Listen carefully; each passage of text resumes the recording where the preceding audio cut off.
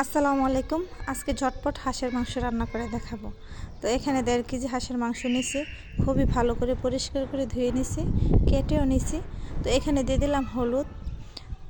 আমি সব জিনিসই বেশিরভাগ মাংস রান্না করি হাতে মাখিয়ে মাখিয়ে রান্না করতে আমার অসাধারণ ভালো লাগে, কি আর বলবো। তো এখানে দিয়ে দিলাম, প্রথমে হলুদ দিয়ে দিয়েছি 2 টেবিল চামচ, 3 টেবিল চামচ দিয়ে দিয়েছি গুঁড়া মরিচ। তো এখানে ধনিয়া গুঁড়ো দিয়ে দিলাম 2 টেবিল চামচ। তো স্বাদ মতো লবণ। কে কীভাবে রান্না করে সেটা আমি জানি না, কিন্তু আমার কাছে ভালো লাগে হাতে মাখিয়ে রান্না করতে আর কি। তো এখানে আরও দিয়ে দিলাম 2 টেবিল চামচ জিরে গুঁড়ো, 1 টেবিল চামচ গরম মশলা। তো এখানে আদা বাটা দিয়ে দিলাম আমি 3 টেবিল চামচ, আর এখানে 5 চামচের মতো হবে। আমি এখানে দিয়ে দিলাম রসুন বাটা, আন্দাজে দিয়ে দিছি আর কি। তো আমি 3-4টা তেজপাতা দিলাম, সাথে দিয়ে দিলাম বেশি করে পেঁয়াজ কুচি। তো সাথে দিয়ে দেবো রান্নার তেল, আরও দিয়ে দিলাম এলাচ দারচিনি আর কি। তো এবার ভালো করে হাত দিয়ে মাখিয়ে নেব। আপনারা হয়তো বলতে পারেন যে আমি হাতে মাখিয়ে বেশিরভাগই রান্না করি। হ্যাঁ, আমি খুবই হাতে বেশিরভাগ রান্না করি, আমার কাছে অনেক ভালো লাগে। আর গ্রামের রান্না তো অসাধারণ খেতে হয়, সেটা তো বলার বাহিরে। শহরের রান্না যে মজা হয় না সেটা আমি বলি নাই, কিন্তু আমরা যেইভাবে মাটির চুলায় রান্না করি সেটা কিন্তু খেতে আসলে কিন্তু অনেক মজা হয়। যারা যারা মাটির চুলায় রান্না করেন খান তারাই শুধু বলতে পারবেন। তো এখানে কথা বলতে বলতে আমি দিয়ে দিলাম রান্নার তেল। পেঁয়াজটা ভালো করে একটু বাদামি কালার হয়েছে, ভাজা নিচ্ছি। তো দিয়ে দিলাম মাংস। তো মাংস একটু নাড়াচাড়া দিয়ে তারপরে যেই পাত্রতে আমি মাংসগুলো রাখছিলাম এই পাত্রটাতে আমি একটু ভালো করে ধুয়ে তো পানিটা দিয়ে দিতেছি আর কি একসাথে। এই পানিটা দিয়ে আমি মাংসটা কষাবো, এক্সট্রাভাবে আর কোনো পানি দেব না। এই পানি দিয়ে আর তো মাংস থেকে অনেক পানি উঠবে, তো এভাবে কষিয়ে নেব। ও আরেকটা কথা বলতে ভুলে গেছিলাম, আমি কিন্তু হাঁসের মাংসটা রান্না করব কাঁঠালের বিচি দিয়ে। তো যেহেতু কাঁঠালের সিজন, তো আমার শ্বশুর শাশুড়ি আমার ফ্যামিলি সবাই মানে কাঁঠালের বিচি দিয়ে আমি যেটাই রান্না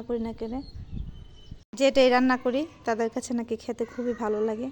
তো কাঁঠালের বিচি দিয়ে আমি গরু মাংস রান্না করি, হাঁসের মাংস রান্না করি, মুরগির মাংস রান্না করি, হাঁসের মাংস রান্না করি, সব কিছু রান্না করি আর আপনাদের সাথে একটু একটু শেয়ার করি আর কি।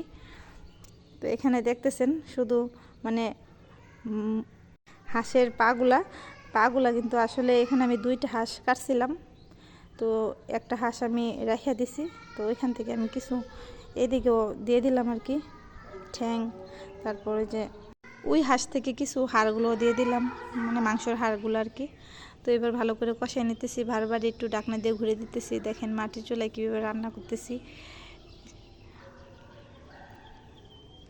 অনেক সুন্দরভাবে কিন্তু কষিয়ে নিয়েছি মাংসগুলা। দেখুন কতগুলা পানি উঠছে এখানে, আর পানি দেওয়া লাগবে না।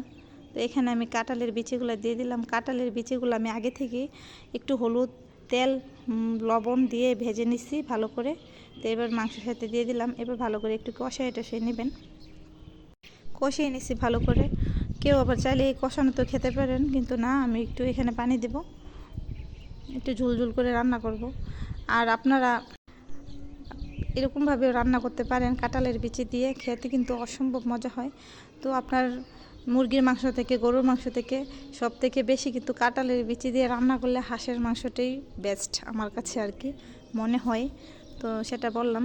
তো এখানে আমি আরও আপনার 2 থেকে 3 ঢাবুর পানি দিয়ে দিলাম আর কি, গরম পানি দিছি যাতে মাংসগুলো আমার কোনোভাবেই সিদ্ধর বাকি না থাকে। তো দেখেন কত সুন্দর আমার রান্নাটা কিন্তু হয়ে গেছে। তো সাথে রান্নার শেষে আর কি দিয়ে দিলাম আমি 1 টেবিল চামচ জিরে গুঁড়ো, টালা জিরে গুঁড়ো আর কি দিয়ে দিছি। তো আমার রান্নাটা কিন্তু কমপ্লিট হয়ে গেছে। মাশাল্লাহ, দেখতেও কিন্তু অনেক সুন্দর লোভনীয় হয়েছে, খেতেও কিন্তু অসম্ভব মজা ছিল, কি আর বলবো। যদি অবশ্যই আমার রান্নাটা ভালো লেগে থাকে একটা লাইক কমেন্ট শেয়ার করবেন। তো দেখেন আমার রান্নার সর্বশেষের যে লুকটা আর কি। তো ভালো থাকবেন সবাই, সুস্থ থাকবেন, আমার জন্য দোয়া করবেন। আল্লাহ হাফেজ, আসসালামু আলাইকুম।